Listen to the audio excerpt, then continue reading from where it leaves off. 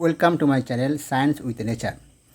এই এই চ্যানেলে তোমরা যেটা পাবে নেচারের বিভিন্ন জিনিস, মানে যেগুলো ধরো তোমার বিভিন্ন প্রাণযুক্ত যে জিনিসগুলো, সেইগুলো পশু পাখি গাছপালা এদের আচার ব্যবহার এই ধরনের ভিডিওগুলো এখানে আপলোড করা হয়। আর তার সঙ্গে সঙ্গে তোমাদের পড়াশোনার মানে স্কুল সাবজেক্টের বিষয়গুলো, মানে বিজ্ঞান বিষয়। ঠিক আছে,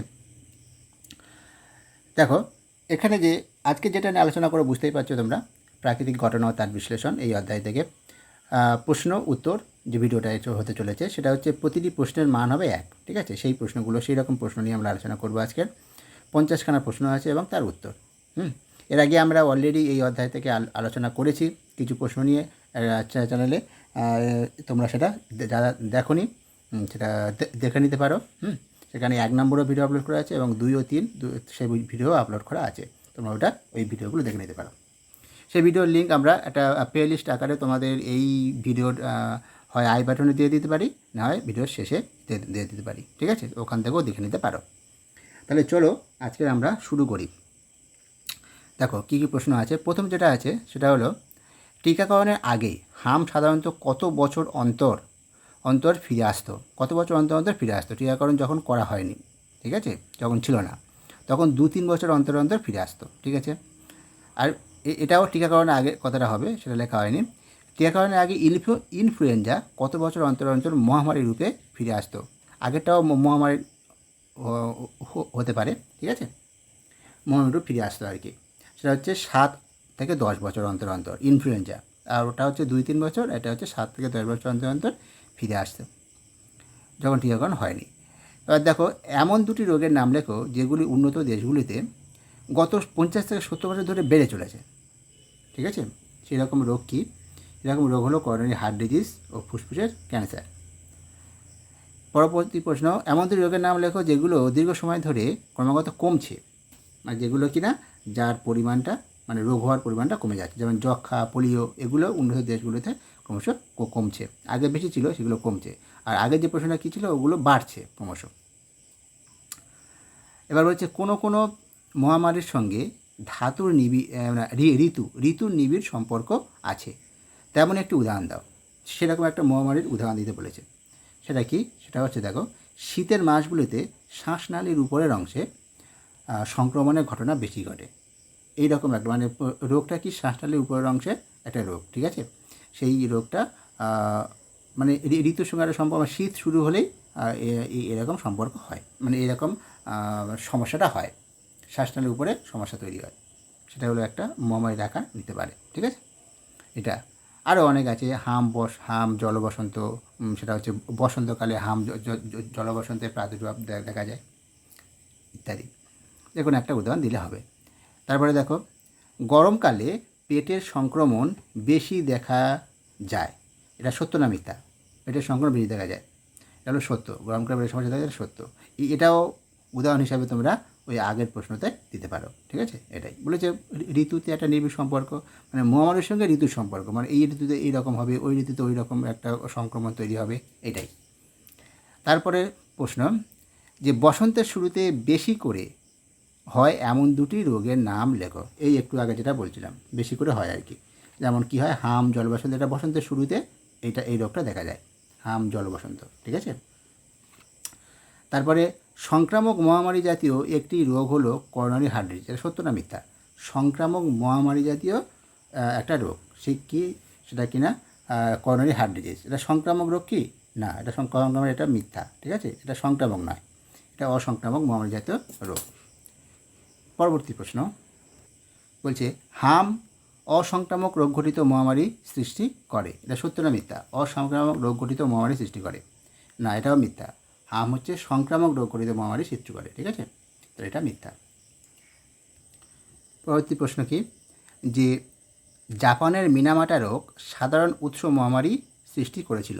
সাধারণ উৎস মহামারী যেটা বলা হয় সেটা কি? সেটা একরকম রোগ হলো জাপানের মিনামাটা, সত্য না মিথ্যা? হ্যাঁ, এটা সত্য। জাপানের মিনামাটা রোগ এটা সাধারণ উৎস মহামারী, সাধারণ কোনো একটা উৎস থেকে মহামারী সৃষ্টি হওয়া, সেটাই। সেই ধরনের মহামারীটা হচ্ছে ওই জাপানের মিনামাটা রোগ। তারপরে হচ্ছে ম্যালেরিয়া কথাটির অর্থ কী? এটা হলো খারাপ বায়ু, ম্যালেরিয়ার অর্থ হলো খারাপ বায়ু। তারপরে প্রশ্ন, গুটি বসন্ত রোগের আরেক নাম কি? আরেক নাম হলো রেড প্লেগ। আরেক নাম কি বলা হয়? Red plague. ঠিক আছে। তারপরে প্রশ্ন যে কালাজ্বরের আরেক নাম হলো ড্যাশ, কী হবে? দমদম জ্বর। কালাজ্বরের আরেক নাম হলো দমদম জ্বর। ডায়রিয়া শব্দের অর্থ কী? অর্থ হলো প্রবাহিত হওয়া। ঠিক আছে, প্রবাহিত হওয়া। এবার প্রথম কবে কোথায় কলেরা রোগের প্রাদুর্ভাব ঘটে? প্রথম হচ্ছে 19 শতকে গাঙ্গেয় বদ্বীপ অঞ্চলে কলেরা রোগের প্রাদুর্ভাব দেখা যায়। ঠিক আছে। তবে দুটি রোগের নাম লেখো যাদের জীবাণুর প্রকৃতি কি? প্রোটোজোয়া। সেরকম দুটি রোগ দুটো হলো ম্যালেরিয়া, কালাজ্বর। আর জীবাণুর প্রকৃতি মানে ম্যালেরিয়ার যে জীবাণুটা সেটা প্রোটোজোয়া, আবার কালাজ্বর যে জীবাণু সেটাও প্রোটোজোয়া জাতীয়। ঠিক আছে। তারপর হচ্ছে দুটি রোগের নাম লেখো যাদের জীবাণুর প্রকৃতি ব্যাকটেরিয়া, যেমন হচ্ছে প্লেগ, যক্ষা। এটাই। আরও আছে, তার মধ্যে দুটো হলো প্লেগ, যক্ষা। তারপরে বলেছে কি দুটো রোগের নাম লেখো যাদের জীবাণুর প্রকৃতি ভাইরাস, যেমন কি গুটি বসন্ত, ইনফ্লুয়েঞ্জা। মানে জীবাণুটা কি? এক ধরনের ভাইরাস। ঠিক আছে, এটা। তারপরে প্রশ্ন সার্স ফ্লু রোগের জীবাণুর প্রকৃতি কি? এদের যে রোগ সে জীবাণুর প্রকৃতি হলো ভাইরাস। ঠিক আছে, এদের ভাইরাস। তারপর হেপাটাইটিস হলো ভাইরাস গঠিত মারণ রোগ, সত্য না মিথ্যা? দেখে নাও, এটা সত্য। হেপাটাইটিস ভাইরাস গঠিত একটা মারণ রোগ। তারপরে বলেছে বিশ্ব স্বাস্থ্য সংস্থা কোন দিনটিকে বিশ্ব হেপাটাইটিস দিবস হিসেবে ঘোষণা করেন? সেটা কোন দিন? 28শে জুলাই। ঠিক আছে, 28শে জুলাই দিনটাকে ঘোষণা বিশ্ব স্বাস্থ্য কী বলেছে? বিশ্ব হেপাটাইটিস দিবস বলা হয়। ঠিক আছে। তারপরে বিশ্ব স্বাস্থ্য সংস্থা দ্বারা পরিগণিত প্রথম তিনটি মহামারী কী কী? দেখে নাও।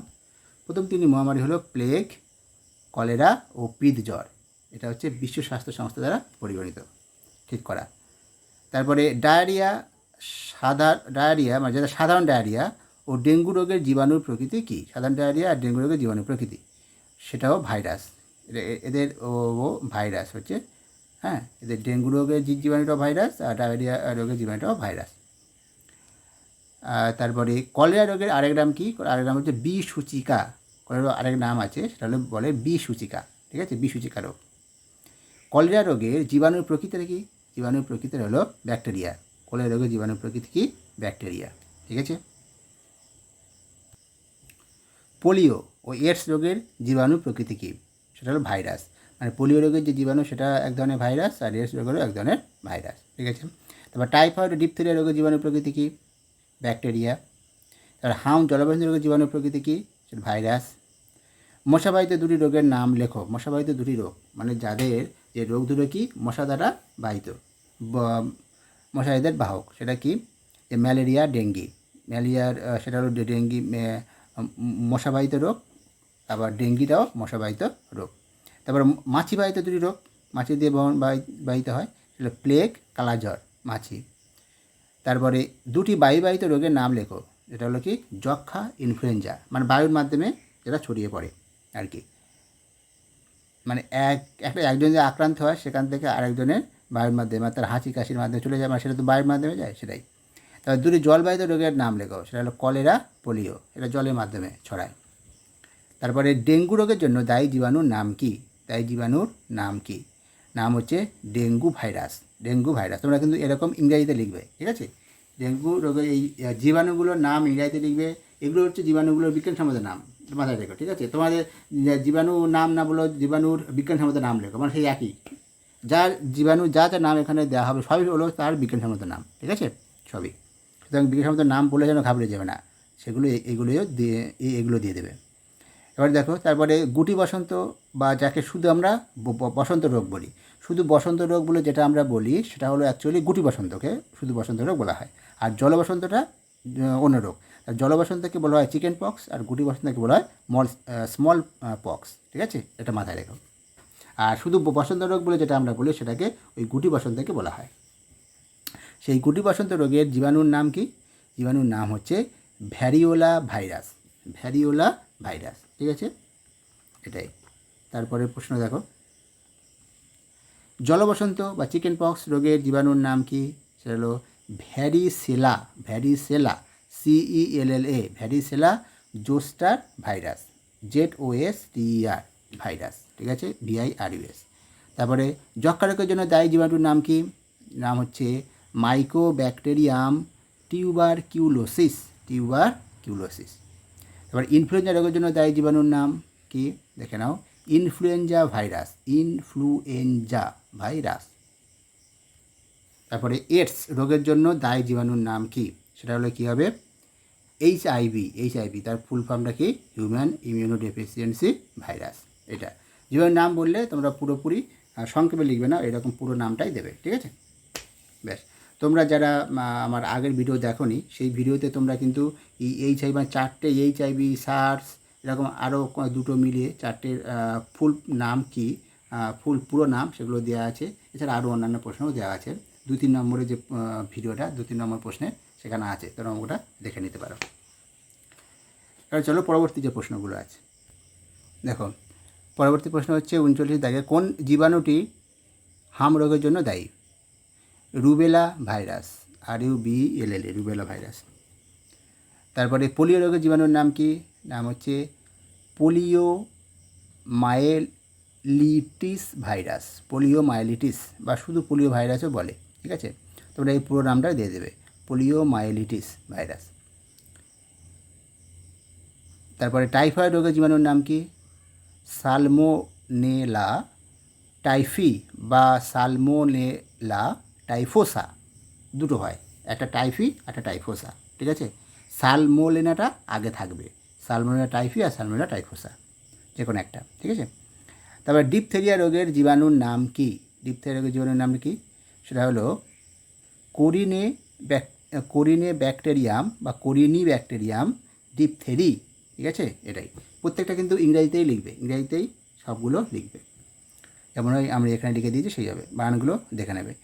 কোন দিনটিকে বিশ্ব ম্যালেরিয়া দিবস বলে, কোন দিনটিকে? 25শে এপ্রিল। আগে কি দেখলাম, বিশ্ব হেপাটাইটিস দিবস 28 জুলাই ছিল, তারপরে এটা দেখছি 25শে এপ্রিল বিশ্ব ম্যালেরিয়া দিবস, ঠিক আছে। তারপরে হেপাটাইটিস A ও E কীভাবে সংক্রামিত হয়? দূষিত খাবার ও জল থেকে। হেপাটাইটিস A আর হেপাটাইটিস E এরা সংক্রামিত হয়। আর হেপাটাইটিস B, C আর D কীভাবে সংক্রামিত হয়? সেটা হলো সংক্রামিত মানুষের দেহরস ও রক্তের মাধ্যমে সংক্রামিত হয়, ঠিক আছে। পরবর্তী প্রশ্ন দেখো, বাড়িতে ORS বানিয়ে সঙ্গে সঙ্গে খাওয়ালে কোন রোগ প্রতিরোধ সম্ভব?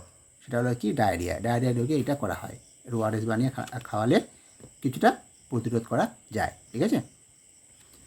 তারপরে কোন রোগের জীবাণু ফ্ল্যাভি ভাইরাস নামে পরিচিত?